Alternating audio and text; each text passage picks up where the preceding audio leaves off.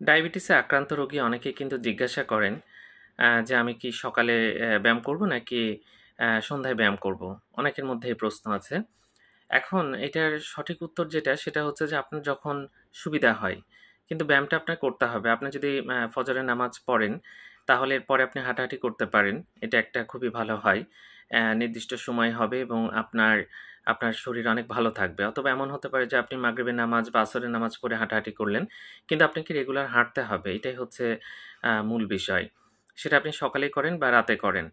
আর আমরা বলি প্রতিদিন ৩০ মিনিট ব্যায়াম করার জন্য এবং সপ্তাহে কমপক্ষে ৫ দিন এটা একটু খেয়াল রাখতে হবে। তাহলে আপনি অনেকটাই ভালো থাকতে পারবেন।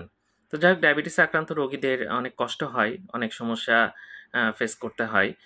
তারপরেও ব্যায়ামটা কিন্তু করা উচিত। এতে আপনার শরীর ভালো থাকবে, ডায়াবেটিস কন্ট্রোলে থাকবে এবং আপনি যে ওষুধগুলো খাচ্ছেন সেই ওষুধগুলো ভালো কাজ করবে। ধন্যবাদ সবাইকে। ভালো থাকবেন সবাই।